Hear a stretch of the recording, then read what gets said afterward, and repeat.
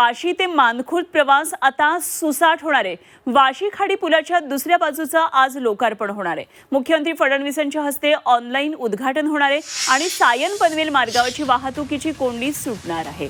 वाशी ते मानखुर्द प्रवास त्यामुळे आजपासून वेगवान होईल। लोकार्पणाच्या प्रतीक्षेत असलेल्या वाशी खाडी पुलाच्या दुसऱ्या बाजूचं लोकार्पण मुख्यमंत्री देवेंद्र फडणवीस यांच्या हस्ते आज ऑनलाईन होणार आहे आणि त्यामुळे आता वाशी खाडी पुलावरून मुंबईच्या दिशेने प्रवास हा जलद होणार आहे। आणि या संदर्भात आणखी माहिती जाणून घेऊया। आमचे प्रतिनिधी ओम देशमुख आपल्याबरोबर जोडले गेलेत। खरं तर ओम, वाशी ते मुंबई येताना नेहमीच वाहतूक कोंडीचा सामना हा मुंबईकरांना किंवा बाहेरून येणाऱ्या प्रवाशांना करावा लागतो। हा एक एंट्री पॉइंट आहे। बऱ्याच दिवसांपासून हे उद्घाटनाचं रखडलेलं होतं, मात्र आज या पुलाचं उद्घाटन होतंय, त्यामुळे निश्चितच मुंबईकर एक सुस्कारा सोडतील, नवी मुंबईकर सुस्कारा सोडतील। काय नेमकं या उद्घाटनाविषयी आणखी माहिती आहे? अनुपमा, खरं तर मुंबई आणि नवी मुंबईच्या कनेक्टिव्हिटीमध्ये हा जो पूल आहे तो महत्त्वाचा रोल प्ले करणार हे निश्चित आहे।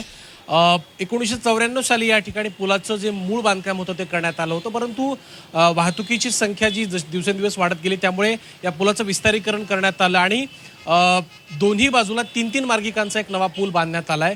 साधारणपणे ऑक्टोबर महिन्यामध्ये एका मार्गिकेचं उद्घाटन करण्यात आलं होतं, परंतु जी दुसरी मार्गिका होती ती प्रतीक्षेतच होती।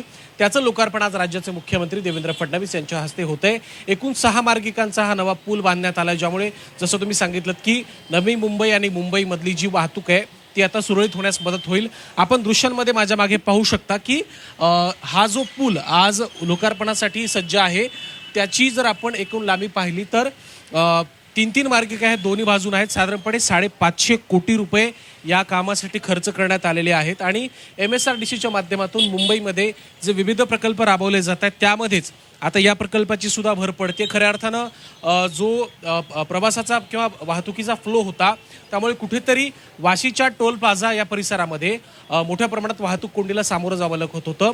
या आता एकंदर मार्गिकेमुळं मुंबईकरांची आणि पर्यायानं या रस्त्यावरनं प्रवास करणाऱ्यांची वाहतूक कोंडीपासून मोठ्या प्रमाणात सुटका होणार आहे हे आता स्पष्ट झालंय।